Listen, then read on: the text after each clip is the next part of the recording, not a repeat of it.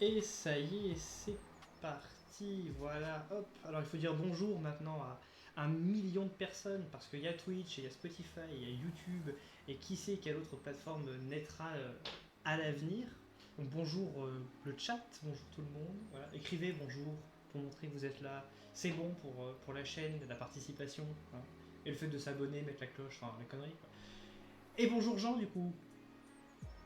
Bonjour, Voilà, bonjour bonjour, Jean. bonjour à toi, Hannibal, et à tout le monde. À tout le monde. Alors n'hésitez pas à préciser dans le chat tout de suite s'il y a un son qui est pas assez fort, un son qui est trop fort, s'il y a trop de musique, pas assez de musique, comme ça on règle les soucis dès le départ. Voilà. Personne ne dit bonjour sur le chat, je trouve ça insupportable. On commencera pas tant qu'on n'aura pas eu un bonjour. Voilà. On va se regarder dans le blanc des yeux. Qu'est-ce que j'ai eu un bonjour sur le chat? Bah c'est vrai quoi. Voilà, bon c'est un hola, c'est pas un bonjour, mais ça me va tout pareil. Alors du coup, Et bilingue, c'est bon. c'est ça, c'est ça. Alors du coup, Jean, tu es en thèse, parce qu'on n'a pas encore eu de post-doctorant sur cette chaîne, malgré le nom. Tu es en thèse de psychologie. Avant de faire une thèse, forcément, bah, il faut avoir quelques autres diplômes. Est-ce que tu peux nous parler un peu du coup bah, de toi et de ton parcours au moins universitaire? Ouais. Alors moi j'ai eu un parcours universitaire. Bon, j'ai eu un bac scientifique déjà pour commencer, qui peut être un peu étonnant vu de certains, vu que je suis en psycho, mais effectivement la psycho c'est une discipline scientifique. C'est bien de le rappeler de temps en temps dans notre touche, parce que ça nécessite quand même de grosses compétences en bio et en statistique. Ensuite, j'ai un parcours, ma foi, assez classique en psycho, c'est-à-dire que j'ai pas eu vraiment de gros changements de programme au cours de mes études. J'ai fait une première année et une deuxième année de licence à Nancy en psychologie. J'ai fait une troisième année à Angers. On pourra revenir, si ça t'intéresse, ce qui m'a amené à changer et à être mobile au cours de mes études. Ensuite, j'ai fait un master de neuropsychologie, donc ça a pris 2 ans où j'étais à Lille, à l'université de Lille. Et ensuite, bah, je suis revenu dans ma Moselle natale pour débuter ma thèse en psychologie en environnement extrême et en particulier en environnement spatial. Alors oui, tout, tout ton parcours nous intéresse, genre. Alors du coup, donc né en Moselle, puis tu t'exiles à Nancy. Je sais que ça a été dur, hein, je l'ai vécu aussi. Devoir. C'était très dur, C'est ça, très très. quitter Metz pour Nancy, c'est toujours très particulier. Bon, moi j'ai eu de la chance, c'était pendant le Covid, du coup j'ai pu rester dans mon appartement et ne pas voir la ville. C'était très bien, Bien, c'est un mal pour un bien. c'est ça. Du coup, t'as quitté après Nancy pour aller vers Angers et t'as dit quelle ville après? Lille pour ton Lille, master. ouais. Alors, première question, c'est pourquoi tant de déplacements dans notre beau pays et ensuite, bah, est-ce que ça a été compliqué Est-ce que, je sais pas moi, est-ce que tu as eu des difficultés, etc. Ouais. Eh ben, c'est vrai que la mobilité en tant qu'étudiant, c'est pas forcément facile à appréhender parce que ben, on quitte un peu, quand on arrive en première année, on quitte le cocon familial, on découvre un peu le grand monde. En l'occurrence, moi, je découvrais la ville. Non, enfin, j'ai fait mon collège et mon lycée dans une ville, mais voilà, arriver à Nancy, un petit village de campagne, et vivre là-haut, c'est déjà impressionnant. Donc, c'est déjà une première mobilité. Et la plupart des gens, j'ai l'impression que c'est toujours intimidant, en fait, de bouger. Et remettre ça pendant ses études, ça peut sembler être un peu décousu et un peu intimidant pour les gens, mais au final, ça a été une très riche expérience, même si au final, effectivement, au début, j'étais assez incommodé par la chose. Donc, pourquoi j'ai bougé à Angers? C'est que dès la L2, ma deuxième année de licence de psychologie, je savais que je voulais m'orienter vers des filières les plus scientifiques, en tout cas les plus orientées neurosciences en psycho, et la fac de Nancy et de Metz n'étaient pas forcément les mieux réputés à ce niveau-là. Ils n'avaient pas beaucoup de cours de neuro, ils avaient pas cette identité. Mhm. Ils avaient d'autres capacités, hein, que ce soit la psychologie de la santé, la psychologie sociale, ou la psychologie du travail, ou la psychologie clinique, psychanalytique, mais qui ne m'intéressaient pas en l'occurrence. Et donc j'ai cherché d'autres facs qui pouvais potentiellement avoir cette carte neuropsychologie. Et, la fac d'Angers m'a semblé tout à fait, tout à fait adaptée à ce que je recherchais. Elle avait un programme assez riche qui allait tant de la neuropsychologie de l'enfant à l'adulte, au vieillissement. Et donc, je me suis dit, bon, bah, c'est peut-être là qu'il faut que j'aille, d'autant plus que j'avais de la famille dans le coin. À l'époque, c'était super. C'était vraiment le bon endroit et je regrette pas parce que finalement, je pense que l'année que j'ai passée à Angers a été peut-être la meilleure année que j'ai eue au cours de mes études sup. Parce que les gens étaient tous agréables. Angers n'est pas une très grosse ville et la fac non plus, mais ça a donné un côté un peu intimiste Hmm. à ces études-là et donc j'ai passé vraiment un très très bon moment. Ok. Donc c'est un peu compliqué de mettre les voiles de Nancy parce que bah, j'avais une copine à l'époque, on s'est séparés. Ça n'a pas été facile. Euh, ça a impliqué d'être loin de la famille, être loin Hmm. de proches, mais au final c'était quand même une expérience très riche et je regrette pas de l'avoir fait. Et du coup, j'imagine que c'est pour les. Pardon, je me garde. Pour les mêmes raisons que tu es parti de Angers à Lille, parce que du coup, le master à Lille était plus intéressant pour toi que le master à Angers ou ici. Enfin, ici, à Alors, l'Université de Lorraine. Alors, les places sont chères en master de psycho. Là où la licence est réputée pour être assez accueillante, les places en master de psycho sont assez chères et il y a beaucoup de sélection qui se fait au final en master. Et j'avais postulé à quelques masters de neuropsychologie, surtout dans la moitié nord de la France. Je ne me demande pas pourquoi. Donc j'avais particulièrement Angers et Lille qui étaient mes deux premiers choix et j'ai été pris à Lille avant Angers. Mhm. Et donc en arrivant à Lille, j'ai choisi d'aller à Lille. Avant que Angers me rappelle, il me dit c'est bon, vous êtes pris. Et, j'avais déjà fait les démarches, on le fait aller à Lille. Et puis le master de Lille était super bien réputé aussi à l'époque. Ils avaient une très bonne presse, ils avaient notamment eux ils jouaient aussi la carte de la chirurgie Mhm. en neuropsychologie, ce qui est quelque chose d'assez spécifique. C'est tout ce qui a trait à la chirurgie éveillée. Et donc c'est le neuropsychologue qui travaille dans ce genre de conditions est amené à accompagner un neurochirurgien pendant qu'il fait des chirurgies, qu'il réveille le patient et donc le neuropsychologue lui fait passer des tâches cognitives pour essayer un peu d'avoir un geste chirurgical plus précis. D'accord. Alors, Et donc ce master était vraiment très intéressant, très chouette. alors, visiblement, t'as pas forcément bien compris le principe. Tu m'as dit ne pose pas la question de pourquoi que la moitié nord. Sauf que là, je suis là en tant que poseur de questions. Alors, pourquoi pas la moitié sud de notre beau pays? Bah, en fait, il ne faut pas poser la question parce que c'est complètement absurde. Il n'y a aucune raison Ah oui, particulière. d'accord. C'est juste que moi, je suis quelqu'un du Nord et j'aime pas la chaleur. Et voilà, D'accord, les ok. masters de neuropsy qui sont réputés dans le Sud, c'est vraiment ceux qui sont vraiment le sud de la France. Et moi, Donc, dès qu'on dépasse 25 degrés, je suis en sueur. d'accord, ok. Donc, c'est pour des raisons de température. Tout à fait. Alors, on a déjà une question dans le chat, donc je la prends tout de suite. C'est des promos de combien la licence et le master que tu avais? Ah, c'est très fluctuant. Alors, en master, c'est toujours autour d'une vingtaine, 20, 25 personnes. Ouais. C'est toujours à peu près pareil. Même si à l'époque, ça a peut-être évolué entre-temps, parce qu'à l'époque, ils étaient en train de resserrer Mhm. un peu les échantillons, les effectifs. En licence, c'est pas pareil. En licence de psycho, la première année, on était, je crois, 900, au tout début de l'année. D'accord. Ouais, on est Ah oui, 900. ça fait du monde. Ça peut monter à 1000. Hein. Je crois que même à Nancy, actuellement, en première année, ils sont à plus de 1000, il me semble, par an. Parce qu'il y a cette politique de l'université accessible à tous, et la psychologie étant une discipline qui est très intéressante. Je veux dire, Mhm. c'est une discipline qui attire beaucoup de personnes, et c'est un grand bien. C'est pour ça qu'en fait, en première année de licence, au tout début, on est autour de 1000. Mais il y a un écrémage qui se fait rapidement. Ouais. En fait, un écrémage qui se fait de façon automatique, parce que en fait, les gens qui arrivent souvent en psycho sont, pour la majorité, issus de filières littéraires, Mhm. et ils déchantent vite en constatant qu'il y a finalement beaucoup de neurosciences, il y a beaucoup de biologie, il y a un accent particulier qui est mis sur les statistiques, et donc forcément, ben, les mathématiques, même si certains pourraient te dire que c'est pas la même chose, on a quand même cet esprit-là dans la tête des littéraires que les statistiques, mathématiques, c'est un peu le diable, mais voilà, les stats, la psychologie, c'est des stats appliquées, hein.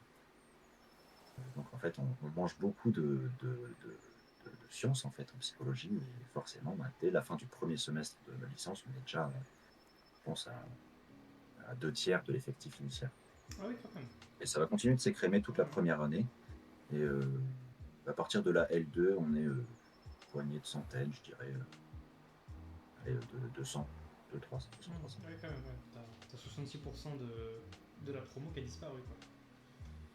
Ah oui, oui, c'est vraiment, dès le premier mois de cours, on avait des places assises dans l'amphi. Alors que dans les premières semaines, il y a des gens assis dans les escaliers, il y a Ouais, des gens.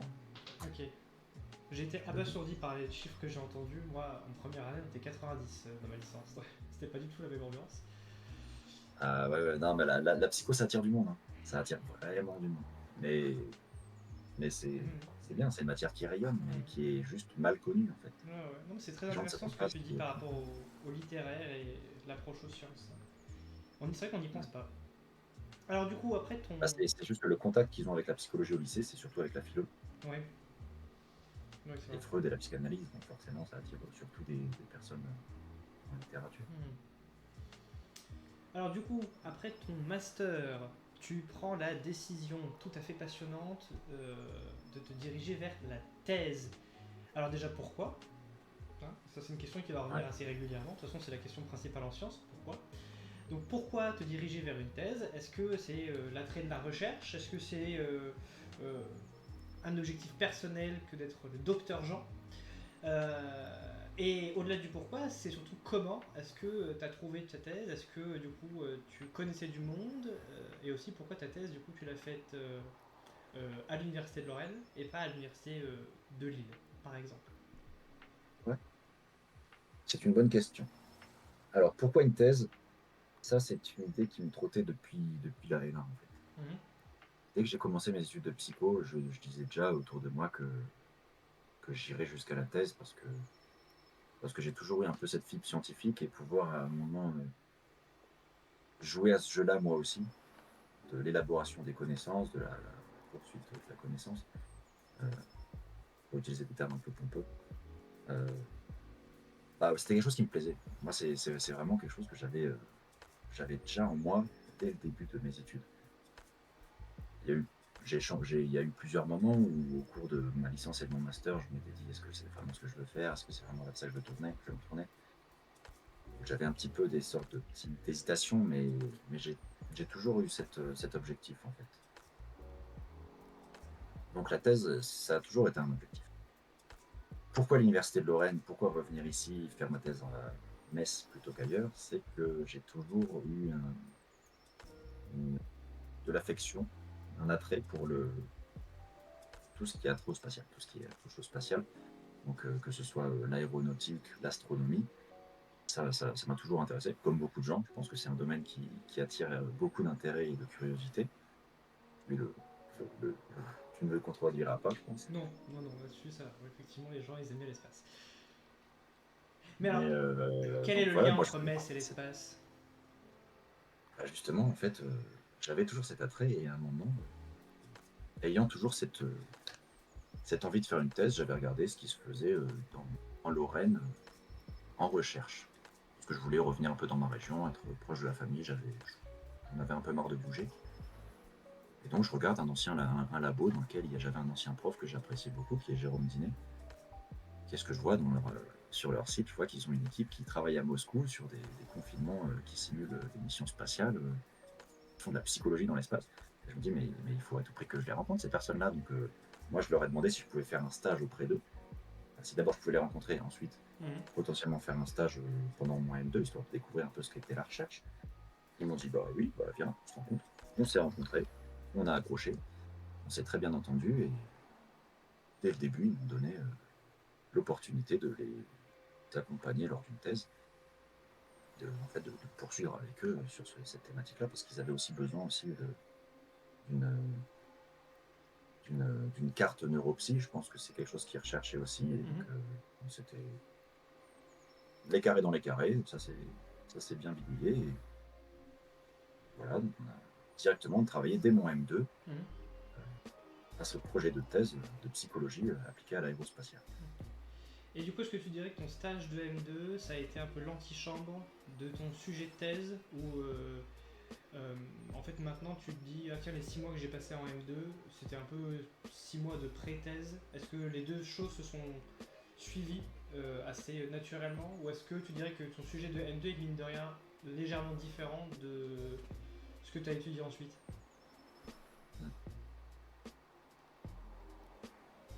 C'est un peu des deux, à vrai dire, parce que à la fois ce stage a été pas mal perturbé à cause du Covid, Mhm. parce que c'était en 2019-2020, et au final, une partie du temps que j'aurais dû passer dans ce laboratoire a été considérablement réduite à cause du confinement Mhm. et de la pandémie. Mais donc il n'y a pas vraiment eu de gros travail de, de construction de thèse à ce moment-là. Mais Mhm. j'ai quand même travaillé sur des données qu'on a reçues de Russie sur le premier confinement, un confinement de 4 mois qu'ils ont fait en 2019. Donc les données ont été reçues pendant que j'étais en stage et j'ai commencé à traiter ces données pendant que j'étais en stage. Et ces données, je suis encore dessus actuellement. Donc,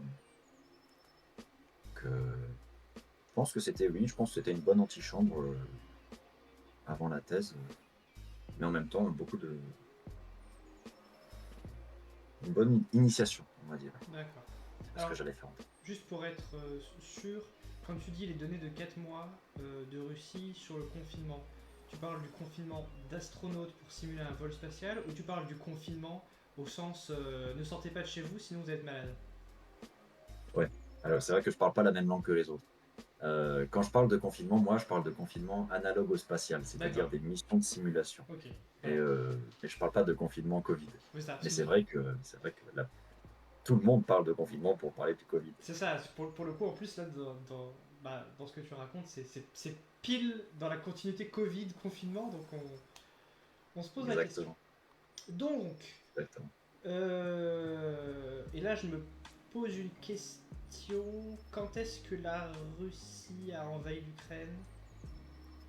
C'était en 2022, 3. Ouais, donc début c'est 2022. après Covid. Ok, non, c'est juste pour poser les questions Ouais. correctement. Du coup, suite à ce stage avec lequel du coup tu as pu travailler avec des données provenant de la Fédération de Russie, tu vas commencer ta thèse mesure et suivi des états affectifs en conditions analogues à un vol spatial de longue durée. Alors qu'est-ce qui veut dire ce type de thèse? Moi, je me pose aussi la question. Quand tu dis par exemple longue durée, un vol spatial de longue durée, est-ce que aller jusqu'à la station spatiale internationale c'est un vol de longue durée? Ou est-ce qu'on parle de vol type aller sur la Lune, aller sur Mars? Alors là, on parle plus effectivement en fait de vol sur la Lune et de vol sur Mars. D'accord. Donc On est dans une, on est dans une époque où en fait l'ISS est une frontière de l'homme dans l'espace. C'est-à-dire que ça fait quelques années qu'on n'a pas été plus loin, pas beaucoup plus loin, dans des vols habités. C'est-à-dire qu'un humain n'a rarement été au-delà de l'ISS. On a eu les missions Apollo sur la Lune, elles se sont vite arrêtées finalement, et ça fait bien longtemps qu'on a pu être aussi loin. Mais on est dans une époque où on est en train un peu de relancer la machine. Quand je dis on, c'est l'humanité, on va oui, dire. On est en train un peu de relancer la machine et on espère revenir sur la Lune prochainement avec le programme Artemis. mhm. Et on a aussi toujours cet objectif de retourner sur Mars, enfin d'aller sur Mars, d'aller poser le pied humain sur Mars. Et ouais, ça se trouve, on l'a déjà fait, je sais pas. Mais en tout cas, on a l'intention de le faire une première fois officiellement euh, dans les prochaines décennies. Donc en fait, on a beaucoup d'objectifs qui sont en train d'être construits et mis sur le devant de la scène spatiale. Et bah, ces missions, il faut les préparer. Mhm. Il faut les préparer tant sur le plan technologique qu'il faut les préparer sur le plan humain. Et moi, je travaille sur cette préparation des missions sur le plan humain. Alors du coup, quand on dit mesure et suivi des états affectifs, en gros, est-ce que ça consiste à prendre 5 personnes, les enfermer dans une boîte pendant 6 mois et voir ce qui se passe? C'est un peu comme ça que nous, on travaille. Ouais. D'accord. C'est un peu comme ça qu'on a travaillé. Il y a, Alors, tu parles de boîte, c'est intéressant. Je vais essayer d'expliquer pourquoi on mesure les états affectifs. Et ensuite, j'essaierai de voir pourquoi on parle de boîte. Ça me paraît être un enchaînement plus cohérent dans ma tête. Ah, vas-y, t'inquiète pas. En fait, on travaille sur des conditions analogues à des vols spatiaux déjà parce que c'est difficile de travailler sur des vrais vols spatiaux longs. Parce qu'un voyage vers Mars, on ne l'a jamais fait. Oui, bah oui. Là, on essaie d'anticiper ce à quoi les personnes, ce à quoi elles seront confrontées pendant ces conditions. Dans ces conditions. Donc on essaie de reconstituer sur Terre les conditions spatiales de la façon la plus fidèle possible, même si c'est très compliqué. On n'a pas la microgravité, par exemple. Mhm. Mais on essaye quand même de reproduire ces conditions-là sur Terre, à travers différents types d'environnements. On a plein de types d'environnements qu'on utilise sur Terre pour reproduire les conditions spatiales. On a par exemple les vols zéro gravité, où tu as un avion qui se met en chute libre pour simuler la pesanteur en dehors de l'attraction terrestre. On a les centrifugeuses pour simuler l'accélération. On a les bed rest studies ou les immersions sèches qu'on fait pas mal en France au MEDES à Toulouse pour simuler les effets de la pesanteur sur le corps. Mhm. Donc là, on est vraiment sur un côté purement physiologique de l'impact du spatial, des conditions spatiales. Et pour étudier l'impact psychologique des conditions spatiales, on va plus s'orienter vers des environnements comme les stations polaires. On a en Antarctique, comme la station franco-italienne Concordia. Mhm. On a les sous-marins nucléaires, on a des stations dans des déserts, on a des stations dans des endroits isolés, des stations dans les fonds marins. Et on a notamment des boîtes de conserve géantes dans des grands hangars. C'est là-dessus que j'ai travaillé à Moscou, euh, une fausse station spatiale dans laquelle on confine des personnes pendant X temps. Et effectivement, on regarde ce qui se passe. L'idée, c'est que ces environnements-là, ils recréent ce qu'on appelle des facteurs de stress du spatial. En l'occurrence, dans mon cas, c'est le confinement. Le Mhm. confinement de longue durée, avec un équipage restreint pendant de longs mois, plusieurs mois. Ça, c'est ce qu'on appelle un facteur de stress, c'est-à-dire quelque chose qui va venir avoir un impact sur l'individu et potentiellement influencer sa santé mentale qu'on évalue, enfin, qui vient euh, à travers les états affectifs. Alors, quand vous enfermez du coup des gens dans la boîte, c'est très particulier comme phrase. Hein, on ne pense pas prononcer ce genre de phrase dans sa vie. Euh, Est-ce que la constitution de l'équipe à mettre dans la boîte est un facteur euh, prédéterminant en amont, ou est-ce que on peut prendre, ou est-ce qu'il y a aussi l'inverse qui est fait, c'est-à-dire on prend des gens au hasard, on les met dedans et ensuite on voit comment ça s'est passé. Alors, c'est plus la première option. Ok. Il y a plus une sélection des personnes, comme Mhm. une vraie mission spatiale en fait. Mhm. On sélectionne des astronautes, et ben là on sélectionne des astronautes analogues, si on veut, des personnes qui doivent correspondre au profil d'astronaute. C'est des gens qui ont un background scientifique, ou un background militaire assez élaboré, des personnes qui sont bilingues, qui notamment devaient parler anglais et russe, en l'occurrence. Il y a aussi question de nationalité. Là, on avait plusieurs nationalités. Étant donné que c'est une mission internationale qui était organisée par la NASA, qui était le plus gros financeur, c'est une mission qui se passait dans l'agence spatiale russe. Euh, donc on avait aussi Roscosmos, l'agence russe, on avait les Européens, on avait les Français, on avait aussi les Émiratis. Et donc au final, on avait quand même un pool de personnes assez hétérogènes au niveau de la nationalité. L'idée, c'est vraiment de reconstruire les conditions d'un vrai vol spatial de longue durée, en l'occurrence vers la Lune. Et donc, ce type de vol sera forcément international. On aura forcément des personnes avec ce profil type astronaute.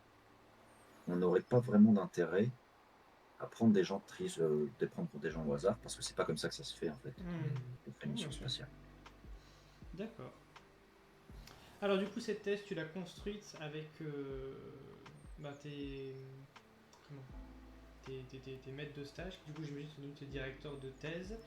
Est-ce que l'étape construction de la thèse et recherche des financements, ça a été quelque chose de compliqué? Est-ce que tu as dû passer des concours, des entretiens avec les personnes qui détiennent l'argent, ou est-ce que ils avaient déjà un financement prévu dans une ANR ou autre et du coup les choses se sont passées relativement facilement?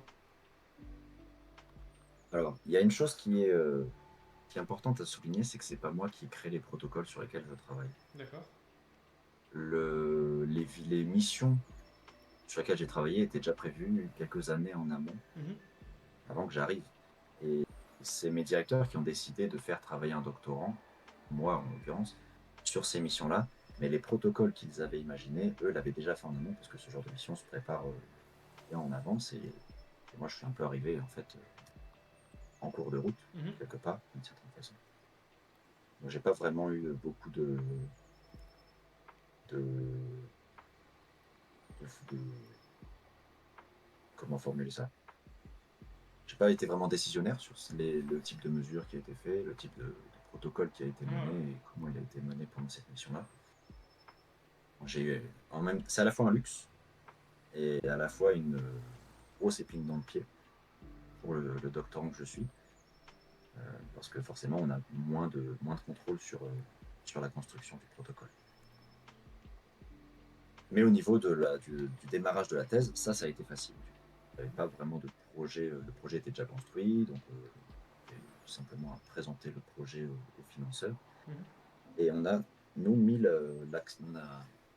on a essayé d'être financé par l'Université de Lorraine Mhm.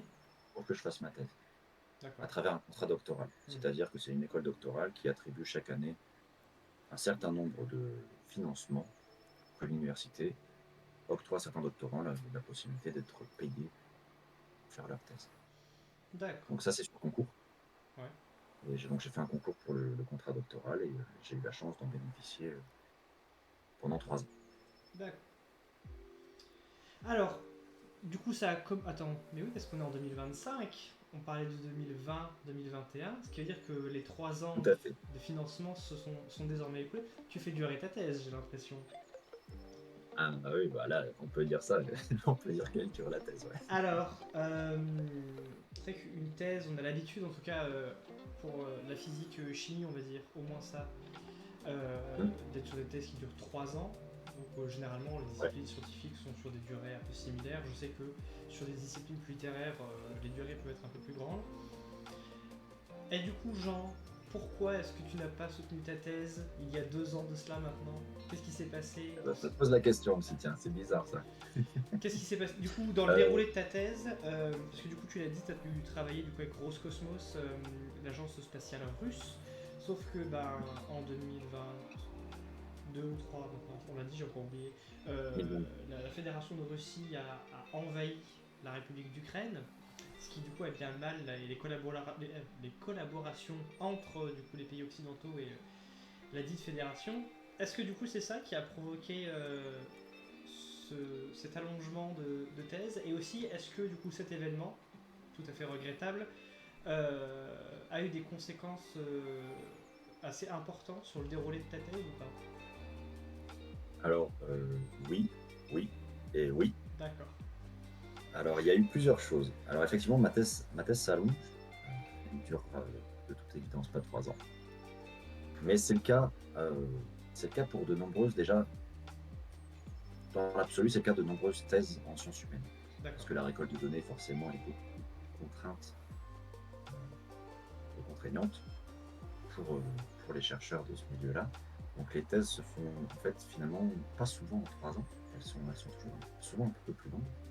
Mais il faut admettre que ma thèse a subi quelques remous, en fait, pendant tout son déroulé. Déjà, le premier remous, ça a été le Covid. J'ai démarré ma thèse en 2020, en plein milieu de la pandémie de Covid. Mhm. Et la mission sur laquelle je devais travailler de 8 mois à Moscou devait débuter en novembre 2020. Ouais. Covid. Cette mission a été reportée d'1 an et a donc débuté finalement que en novembre 2021. Donc ça m'a mis déjà 1 an dans les pattes à ce moment-là. Euh, bon, on restait quand même un peu dans les temps d'une thèse normale. Mhm. Le problème, c'est que cette mission ayant débuté en novembre 2021, 3 mois après, a eu lieu l'invasion de l'Ukraine par la Fédération de Russie, qui a été un peu problématique pour la mission. Parce que, en fait, déjà, dès l'invasion, l'Université de Lorraine et l'Agence spatiale française, le CNES, qui est clairement notre référent dans le cadre de cette mission-là, c'est eux qui nous ont mis sur la mission, c'est eux qui nous finançaient tout ce qui était matériel, la participation, Mhm. etc. Donc ces deux organismes, l'Université de Lorraine qui me payait moi et le CNES qui payait la participation à la mission, nous ont dit on coupe les ponts avec la Russie, on arrête de discuter. Donc plus de contact jusqu'à nouvel ordre. En fait, on a arrêté vraiment de se parler et d'avoir des contacts avec la Russie pendant 6 à 7 mois, Mhm. qui a été de nouveau un frein dans le déroulé de ma thèse. Et j'avoue que c'était une période assez particulière de ma thèse où en fait je n'avais plus de thèse. Je n'avais vraiment plus de thèse. Je reprenais à zéro, j'étais un doctorant sans sujet parce qu'on était parti du principe qu'on ne récupérerait pas nos données Mhm. et on ne pourrait plus du tout travailler sur cette mission-là. Ce qui fait qu'en fait, pendant 6 mois de ma thèse, j'ai travaillé sur un autre sujet et j'ai construit un autre projet de thèse. Ah oui, carrément. D'accord. Complètement. Pendant 7 mois de ma thèse, j'ai vraiment travaillé sur un autre sujet. Je ne travaillais plus dans le spatial, Mhm. c'était terminé. Jusqu'au moment où on a pu reprendre contact avec les Russes. On a eu le feu vert et on a pu constater que la mission avait continué de se dérouler correctement, que nos données avaient continué d'être prélevées, Mhm. notre protocole continuait d'être réalisé. Et donc ça nous a un peu remis un peu sur les rails. Voilà, on était de nouveau dans le jeu.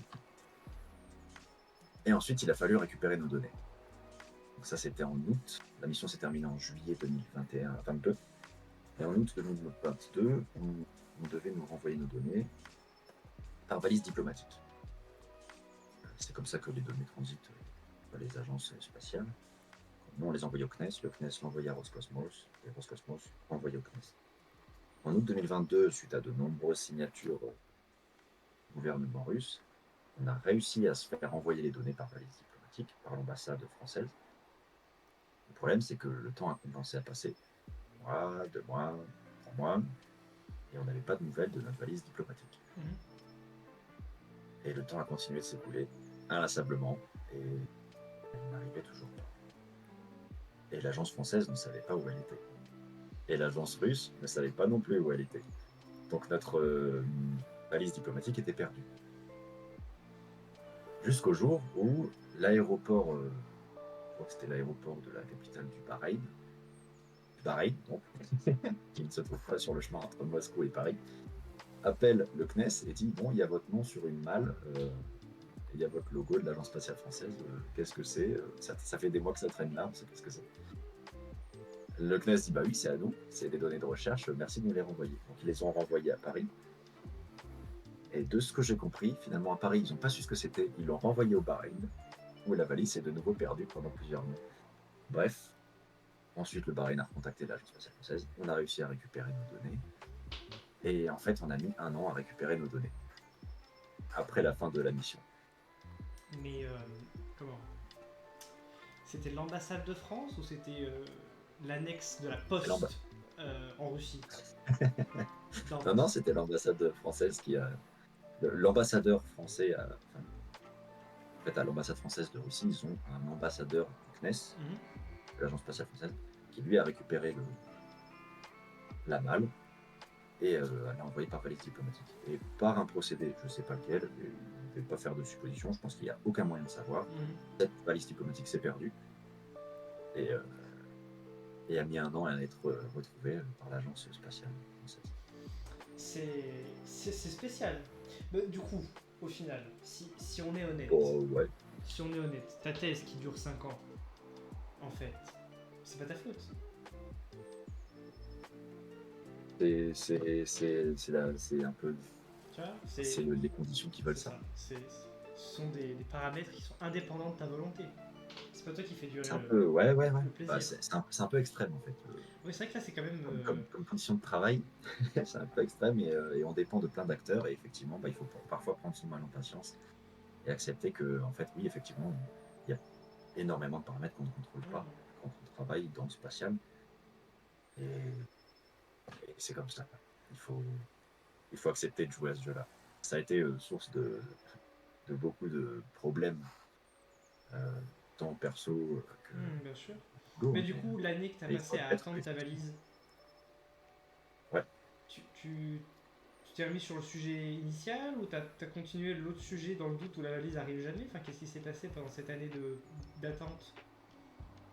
Non, bah, en fait, je me suis pour autant jamais ennuyé pendant ma thèse Ouais. parce que j'ai toujours, mes directeurs m'ont toujours mis sur d'autres projets. Mhm.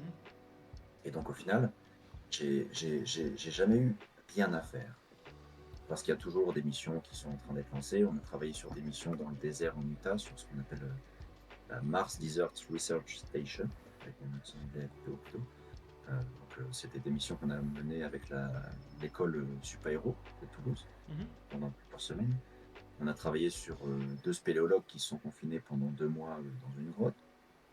On a en fait finalement travaillé sur beaucoup de projets, même des projets qui sont en train d'être développés par l'Agence spatiale française pour améliorer le suivi de la santé psychologique des astronautes. Ça, c'est quelque chose sur lequel j'ai longtemps bossé depuis le début de ma thèse et sur lequel j'arrive encore de travailler. Donc là, au final, il n'y a pas que ces missions de confinement aussi, et heureusement, parce que sinon, ouais, je me serais un peu tapé les genoux à attendre que le temps passe pendant ma thèse. Euh, du coup, ta thèse, est-ce que elle s'est bien déroulée, enfin, mis à part les déboires indépendants de ta volonté, est-ce qu'elle s'est bien déroulée au sens de, est-ce que l'intégration avec l'équipe s'est passée facilement? Est-ce que tu vois ton directeur de recherche régulièrement ou est-ce que c'est quelqu'un de très, enfin, ton ou tes directeur, est-ce que c'est quelqu'un ou des personnes de très prise? Euh, Enfin, l'ambiance globale de la thèse, est-ce que ça a été? Ouais, Merci. globalement, ouais. Non, non, non, la thèse s'est bien passée, l'intégration dans l'équipe s'est très bien passée, avec les directeurs, elle se passe bien aussi. J'ai notamment de très bons contacts avec le département d'enseignement dans lequel je suis, qui est le département STAPS de Metz. Mhm. Je ne suis pas du tout un STAPS, mais j'enseigne au département de STAPS. Et, et vraiment, les gens sont super dans cette équipe-là. Je suis aussi très bien intégré dans mon laboratoire de recherche où j'ai de très bons contacts avec les doctorants et les autres chercheurs. Et honnêtement, je ne me suis jamais senti. J'ai la chance de ne jamais m'être senti isolé Mhm. pendant ma thèse. Ça arrive de se sentir seul, mais je ne me suis jamais senti isolé. D'accord. Je fais un peu la différence entre ces deux Non, choses-là. mais bien sûr, La bien thèse, sûr. non, les conditions de la thèse se passent bien. Alors du coup, tu en es où dans ta thèse? Parce que généralement, les thèses, c'est une année biblio, une année expérience, une année rédaction. Dans ton cas, il y a eu une année biblio, une année la guerre, une année la valise. Donc j'imagine que l'année expérience est à peu près finie. Est-ce que tu as commencé l'année de la rédaction ou pas? Ouais, alors bah, au final, on a récupéré nos données en mai 2023. J'ai traité les données euh, et rédigé le deuxième article sur ce même confinement jusqu'en juillet 2023, donc 2, 3 mois. Mhm. Et j'ai commencé à rédiger ma thèse dans la foulée. Et elle avait fini d'être rédigée en septembre pardon, 2023. Donc en final, mon manuscrit est terminé d'être. La première ébauche de mon manuscrit a fini d'être rédigée en septembre 2023. Et elle est devenue quoi cette première ébauche? Parce qu'on est loin de septembre 2023. Bah ouais, Tu... bah, elle est dans la boîte mail de mes directeurs de thèse. D'accord. Et Et la soutenance arrive ou... ouais, ouais. Alors, on attendait à la décharge de mes directeurs. Je vais mettre trop sur le dos. On attendait que j'ai au moins un article accepté pour publication, pour, euh, pour envisager la soutenance. Et donc maintenant, c'est le cas. J'ai un article qui a été accepté pour être publié. après énormément de difficultés, parce que c'est compliqué de valoriser des données obtenues dans des environnements extrêmes, parce que c'est toujours sur des petits échantillons, les données elles partent dans tous les sens, quand on a des données, parce que la plupart du temps, étant donné que si les sujets font des protocoles en individualité, individuel, pardon, il y a beaucoup d'erreurs, il y a beaucoup de problèmes dans la passation des protocoles, il y a beaucoup de trous dans les données, de données manquantes. C'est des conditions de recherche qui sont loin d'être strictes et fiables de travailler en environnement extrême. Donc, c'est forcément des articles ensuite qui sont très compliqués à valoriser et à publier. Et ça nous a pris quelques années, mais on a finalement enfin pu avoir un article accepté il y a peu. Donc maintenant, on envisage une soutenance avant l'été. On ne devrait pas avoir de problème à soutenir d'ici là.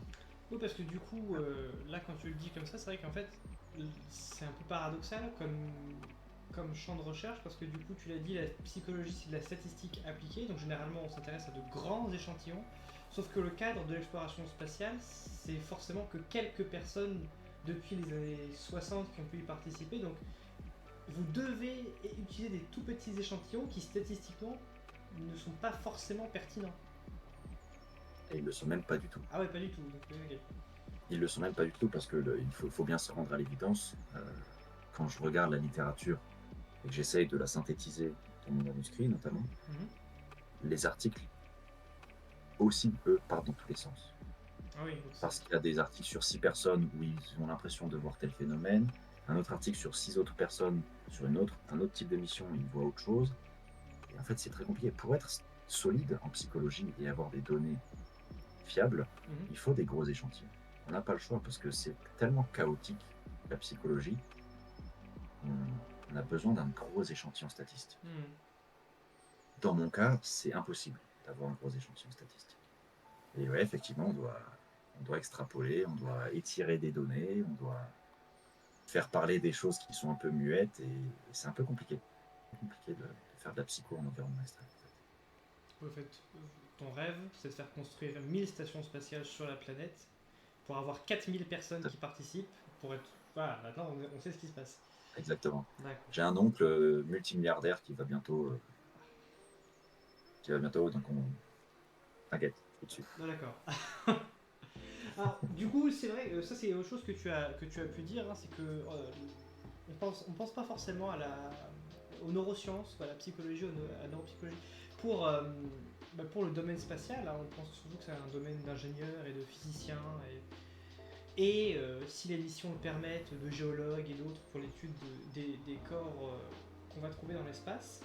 Est-ce que du coup tu as pu avoir énormément de contacts avec un panel de disciplines très variées, ou est-ce que mine de rien vous êtes resté entre neuroscientifiques? Globalement, je suis toujours resté dans ce qu'on appelle le domaine des facteurs humains.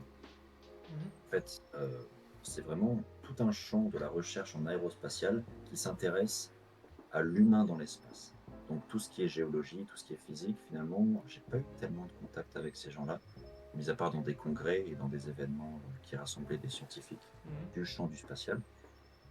Mais dans le cadre de mon travail, j'ai surtout été confronté à des médecins, des psys, des sociologues, des anthropologues même.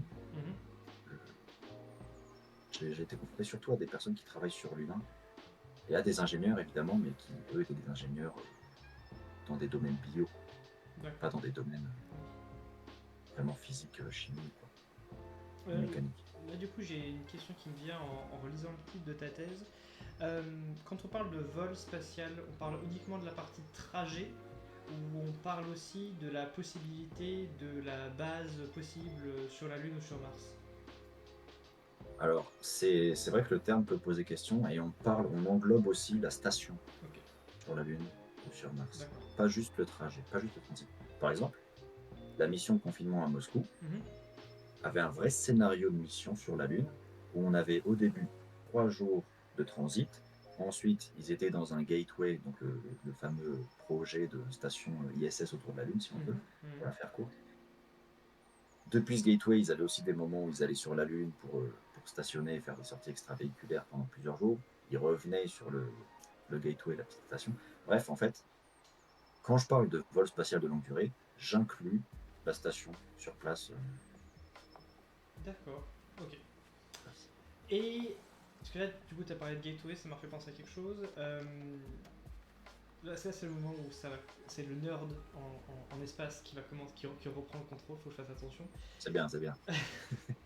Mais par exemple, pour les missions Artemis 2 et Artemis 3, l'équipage prévu, c'est, si je dis pas de bêtises, c'est deux Américains, un Canadien et une Américaine. Ouais, il me semble. Donc on est sur un champ culturel, enfin un terreau culturel similaire, quoi. Je veux dire, ils sont voisins, ils se connaissent, ils ont la même culture. Dans le cadre du coup de ton étude, tu as parlé d'occidentaux, de russes, d'émiratis, si je dis pas de bêtises. Est-ce que du coup le facteur culturel, il est très marqué quand on fait ce genre d'études, ou est-ce que finalement les personnes étudiées, elles arrivent à trouver un terrain d'entente, un commun accord, et l'aspect culturel disparaît un peu? Comme d'hab, la réponse, elle n'est pas évidente. Elle n'est pas simple. C'est pas un oui ou non. La culture, c'est forcément important. Mhm. Ça fait partie de ces facteurs de stress. Non pas que parce qu'on est en contact. Ça ne veut pas dire que parce qu'on est en contact avec quelqu'un d'une autre culture, on est forcément stressé, on est forcément mal dans sa peau. Mhm. Tout ce que je veux dire par facteur de stress, c'est que c'est quelque chose qui va potentiellement interférer avec la bonne fluidité de la mission. Ok. Parce que ben, c'est des personnes avec des backgrounds culturels ou linguistiques différents. Mhm. Donc la compréhension et la vie commune sera peut-être impactée parce que il y en a qui, je sais pas, pour être un exemple un peu bas du front, il y en a un qui voit pas de problème à piquer la brosse à dents du voisin, alors que l'autre, il considère que Ouais, ouais. c'est dégueulasse. Et ben, il y a un moment où il y a un peu de friction, tu vois. Oui, Et forcément. ben, tu extrapoles ce genre de situation à tout ce que tu veux dans une boîte de conserve géante dans laquelle on vit à 6 et paf, ça fait des chocs à pic, quoi. Il y a des sources de conflit un peu à tous les coins de la station.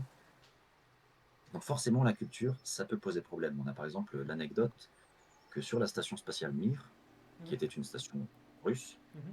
ils ont fait venir à plusieurs moments des Américains, notamment à la fin de la vie de la station. Et là, ça a créé beaucoup de problèmes, les différences culturelles, parce que les Américains avaient vraiment cette impression d'être des membres invités et pas d'être des membres à part entière de la mission. Mhm.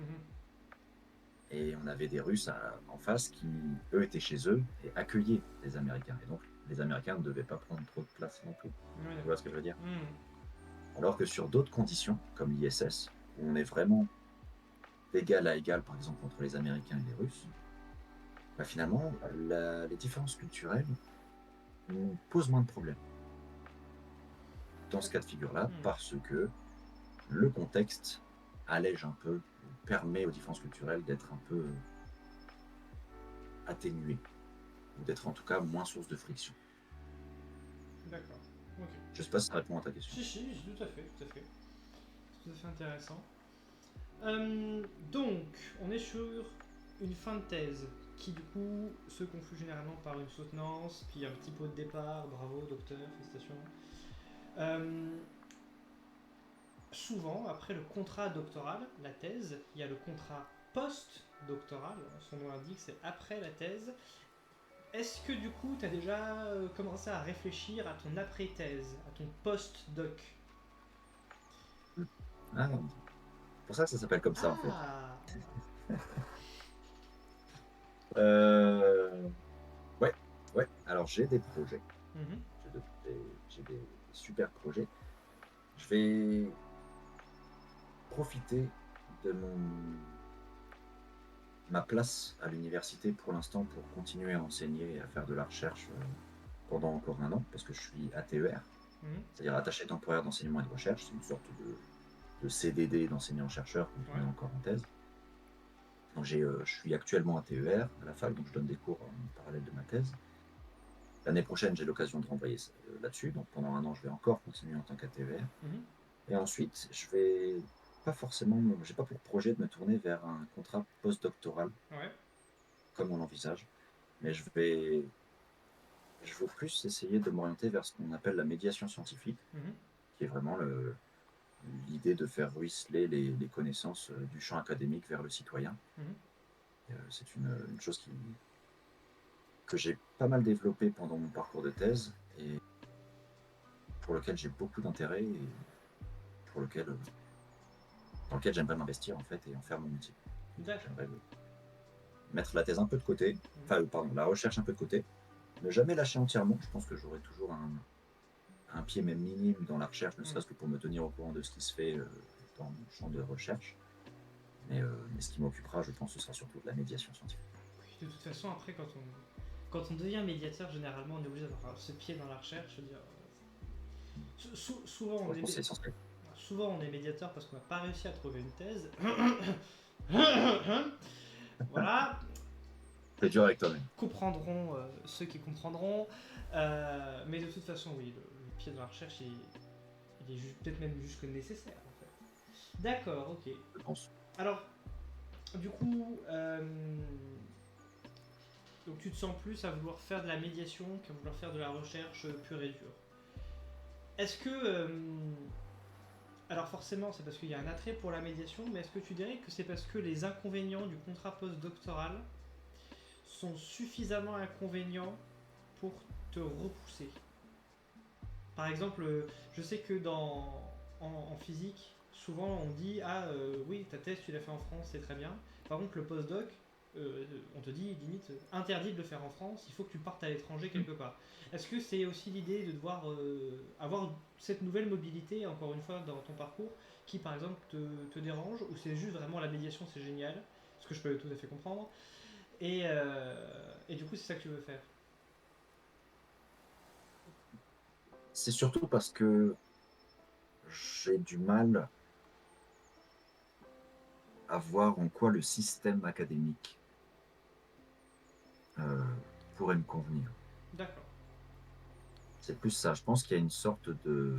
Je pense que l'université française va mal et ça vient chercher. Mon propos là vient chercher dans des racines très profondes qui sont politiques, académiques et autres. Mhm. Mais je pense qu'il y a un vrai problème avec l'université en ce moment parce qu'elle ne répond plus à ces exigences de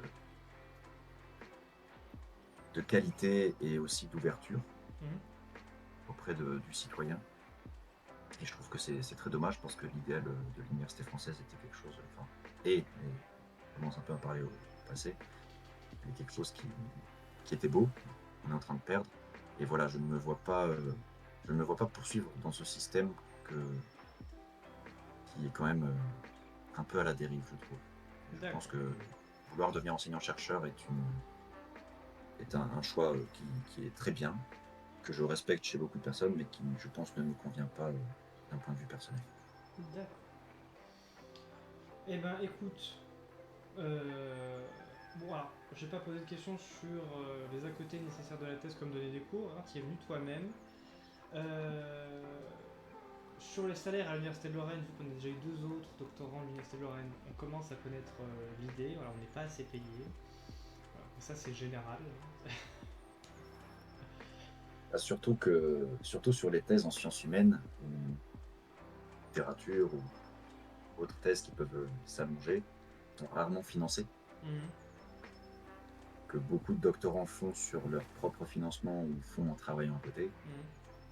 Mhm. Et c'est quelque chose qui est assez mal compris par les directions universitaires, notamment les écoles doctorales. Et, et ça pose beaucoup de problèmes. Par exemple, moi, après mon contrat doctoral, j'ai été un an au chômage. Mhm. Et donc, ça met forcément. Bon, moi, j'ai la chance d'avoir un, un- un cadre de vie et d'avoir des, des conditions qui étaient plutôt favorables à ce que je puisse rester au chômage sans que ce soit trop préjudiciable. Mais il y a des personnes, des doctorants qui sont vraiment dans la précarité. Mhm. Et effectivement, ça pose un gros problème, étant donné que, bon, on va pas se mentir, la recherche française dépend beaucoup du travail de doctorant. C'est un peu un problème. Mhm. Tout à fait compréhensible. Euh, alors moi sur mes questions, ben, on est arrivé un peu au bout des choses. Hein. Je t'avais dit 1h et 15h55, donc je Je n'ai pas Tu es menti. quelqu'un d'une ponctualité. C'est ça. Ah, Je connais mon sujet, comme si je faisais ça régulièrement. c'est bien. Est-ce que le Tu chat. devrais faire une chaîne Twitch. C'est vrai, ouais. Hein, ou je ta médiation scientifique, ça pourrait être bien, ça aussi. Ouais. Est-ce que du coup le chat a des questions pour Jean, des questions qui ont attrait à son parcours, la mobilité, à la psychologie, les neurosciences, le vol spatial, euh, la médiation scientifique, le Batwing qu'il y a dans son bureau, je sais pas, quelque chose.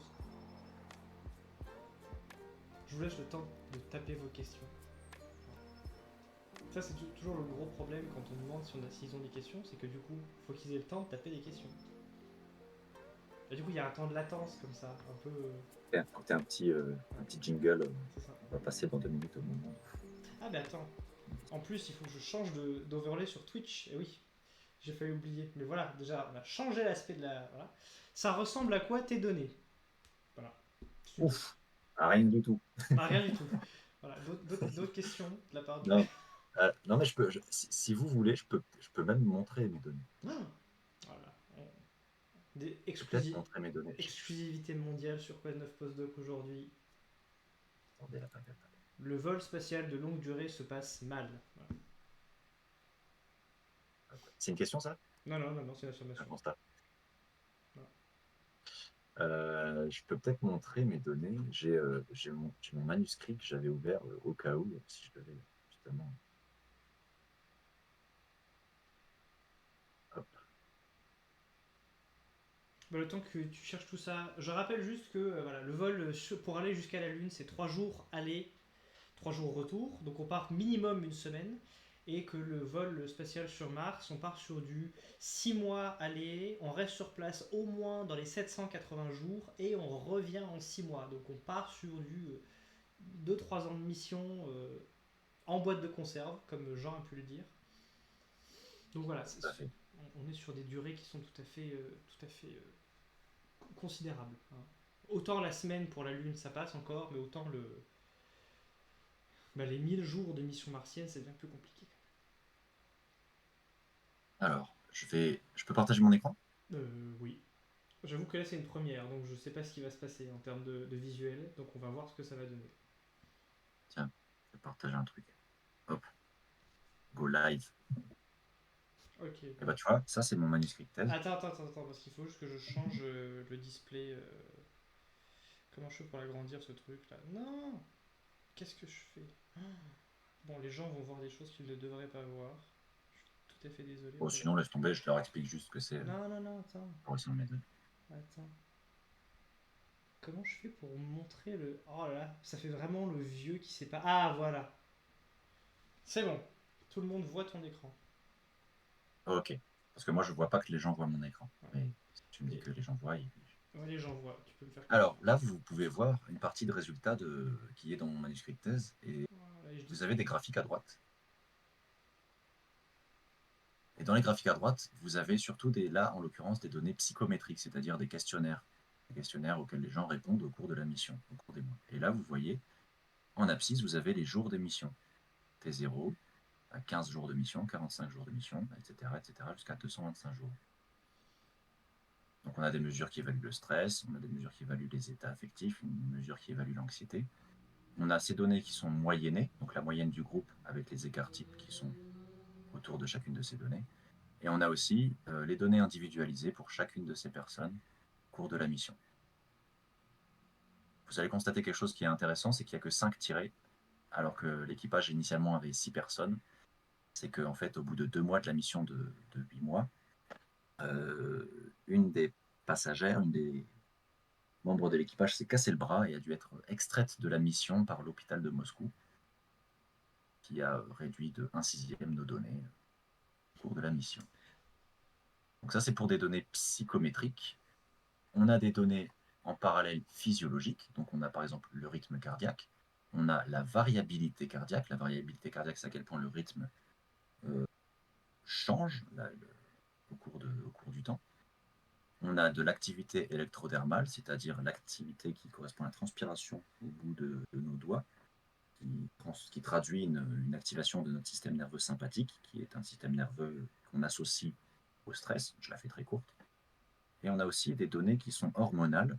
On a demandé aux personnes en confinement de se couper les cheveux à l'arrière du crâne et à les stocker. Et ces données ont été envoyées dans un laboratoire au Québec qui a extrait le taux de cortisol qui est venu se réfugier dans ses cheveux au cours du temps. Et donc nous, on récupère en fait le cheveu comme une espèce de carottage et on regarde la concentration en cortisol au cours du temps dans le cheveu. Ça nous permet d'extraire des données sur l'activité hormonale des personnes sur de longues périodes. Alors moi, Et ça enfin, m'a... on a des Vas-y, données. vas-y. Vas-y, Non, non, vas-y, vas-y, vas-y, vas-y. vas-y. Non, vas-y. Et je termine juste avec mes données cognitives. Donc, on a des données psychométriques sur la subjectivité des gens, on a des données physiologiques sur la biologie, le fonctionnement biologique des personnes. On a aussi des données cognitives sur le fonctionnement du cerveau, où là, on est vraiment dans le dur de la neuropsychologie qui m'a vu naître. Et on a des données, en l'occurrence, sur les temps de réaction et la qualité de performance. Donc, je ne vais pas tout détailler là, mais des personnes au cours du temps. Donc, à quel point ils sont rapides dans la façon dont ils font leur tâche et à quel point ils font la tâche correctement. Donc mes données ressemblent à ça dans mon manuscrit. Alors, du coup, moi, ça m'amène à deux questions. La Ouais. première question, c'est est-ce que vous considérez votre étude comme un facteur de stress pour les gens? Parce que du coup, dans une vraie mission, ils n'auraient pas Ouais. ça. Et ma deuxième question, c'est est-ce que du coup, il y a eu un débat quand la personne s'est cassé le bras de savoir si vous la laissiez dedans ou pas, parce que du coup, dans une vraie mission, elle n'aurait pas pu Ouais. être extraite de son. Enfin, du module, quoi. Bon, ça, c'est mes deux questions. Alors, ouais. Pour la première question, ouais, l'étude peut être considérée comme un facteur de stress. C'est un biais qu'on a beaucoup en psycho. Tu vois, c'est un peu comme en physique quantique. Est-ce que le fait de mesurer, d'expérimenter, ne Mhm. vient pas interférer avec le bon déroulement des processus? Mhm. Et en l'occurrence, on utilise quand même des mesures qui sont amenées à faire régulièrement dans une mission spatiale normale. Répondre à des questionnaires, faire des mesures physiologiques, c'est des choses qu'ils font forcément au cours de leur mission. Répondre à des tests cognitifs, c'est aussi quelque chose qui est en train de se populariser dans les missions spatiales et qui vont aussi à l'avenir devoir faire de plus en plus Mhm. au cours de la mission. Donc ça, c'était pour ta première question. Donc pour répondre en gros, le protocole se base sur des mesures qui sont de toute façon amenées à réaliser dans des missions spatiales normales. Donc oui, c'est potentiellement, ça vient interférer avec la personne, mais en même temps, ça viendra aussi interférer avec les personnes dans les vraies missions. Et pour la deuxième question, est-ce qu'il y a eu un débat? Oui, il y en a eu un. On l'a su, nous, a posteriori, qu'une personne s'est cassé le bras. L'agence spatiale russe n'a pas communiqué tout de suite sur ce problème. Et ça, c'est quelque chose qui nous a un peu chiffonné pendant la mission. C'est que, en fait, ouais, on l'a su après. Donc les équipes de recherche n'ont pas eu leur mot à dire. Et après, bon, c'est normal, hein, quelqu'un s'est cassé le bras. Éthiquement, on ne peut pas la laisser se débrouiller dans la mission. Ça aurait posé beaucoup de problèmes éthiques. Mais effectivement, dans une vraie mission spatiale, ils ont un chirurgien. Là, ils avaient aussi un chirurgien. Et une vraie mission spatiale veut que le chirurgien de bord s'occupe de ce cas de fracture et le répare comme il veut, comme il peut. Là, étant donné qu'on était dans une mission de simulation, on ne peut pas se permettre, enfin en tout cas c'est le choix de l'agence spatiale que je respecte complètement, qui est que on ne peut pas se permettre de laisser la personne dans la mission et de ne pas lui venir en aide parce que c'est un peu délicat. On ne sait pas si le chirurgien fera bien son travail, on ne sait pas Mhm. si la personne se rétablira correctement ou au moins aussi bien que si elle avait été prise en charge par l'hôpital de Moscou ensuite.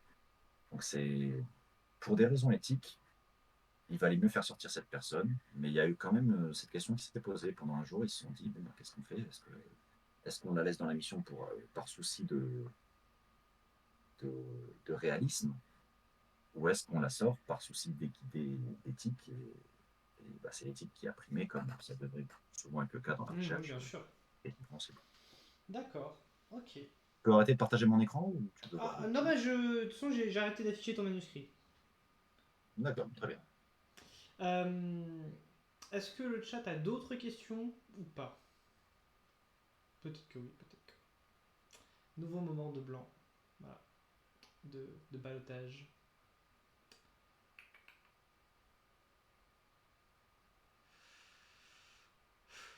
Alors, est-ce que. Comment? Est-ce que du coup, tu as pu étudier des données qui proviennent d'environnements. Enfin, tu as parlé de sous-marins nucléaires. Est-ce que c'est des choses que tu as aussi pu regarder de manière bibliographique ou des vraies données qui ont été prises de la même manière que celles pour l'équipage russe? Alors, de façon bibliographique, oui, Mhm. j'ai regardé les articles qui étaient parus sur ce sujet, mais travailler, expérimenter ou travailler, étudier des données issues de sous-marins nucléaires, non. D'accord. Ça, je ne l'ai pas fait. Par contre, il y a une autre doctorante qui était à l'Université de Lorraine et affiliée avec un laboratoire à Paris, qui travaillait auprès de Marion Trousselard, qui, elle, a travaillé, qui avait un sujet presque similaire au mien sur l'adaptation psychologique aux environnements spatiaux, et qui, elle, a travaillé sur des données issues de sous-marins nucléaires. D'accord. Ok. Et donc, c'est un environnement de simulation qui est finalement très intéressant, le sous-marin nucléaire. Parce qu'on est vraiment dans un environnement très similaire à un vol Mhm. spatial, au final. Ouais, ouais. Oui, et puis en plus, il y a le. Enfin, même si les financements sont arrêtés dans les années 60, si je dis pas de bêtises, 60-70, sur le développement de propulsion nucléaire pour le vol Mm. spatial, bah du coup, maintenant ça revient un peu de mode, et du coup, bah, le sous-marin nucléaire, il a déjà ce mode de propulsion, donc on retrouve aussi ces aspects-là, qui peut être du coup un facteur de stress, j'imagine, d'avoir un réacteur nucléaire juste derrière le mur, J'imagine. j'imagine. Ce sera le sujet d'une thèse suivante. Ah, Voilà, teasing. c'est ça. Bon, écoute, Jean, pas d'autres questions provenant du chat. Donc, bah, je te remercie d'avoir participé à cet exercice, d'avoir répondu à toutes Moi mes qui te questions. remercie. Mais, bah, de C'est rien. très gentil de m'avoir invité. Mais je t'en prie. Et je trouve que c'est une belle mission que tu t'es donnée, de donner la parole aux jeunes chercheurs qui sont pas souvent très bien considérés. Après, là, tu vois, Faut être un peu militant. c'est ça. Tu es le quatrième chercheur sur quatre chercheurs. Aurélie a dit qu'elle partirait en recherche et développement dans le privé. Il me semble que Théo, lui, a dit qu'il resterait dans la recherche. Marion, elle part pour une entreprise aussi dans le privé, et toi, tu pars dans la médiation. Donc, les quatre chercheurs, actuellement, il n'y en a que un qui risque de rester chercheur. Donc, ça donne une certaine image, je trouve. Et je le fais pas exprès, en plus, je veux dire. Oh non, je pense que tu tiens Voilà. On te dit. une petite ficelle intéressante. C'est ça. Ouais, il y a un truc. Il faudra Il y a un peut-être. truc. On te dit bon courage pour la soutenance. Ah, Voilà. c'est très gentil à cette personne. Et ben du coup, merci à toi. Merci à tous ceux qui ont suivi sur Twitch. Et bah, du coup, merci à tous ceux qui viennent de finir d'écouter tout ça sur YouTube et Spotify. On est maintenant à la fin du live. Et on va pouvoir se dire au revoir.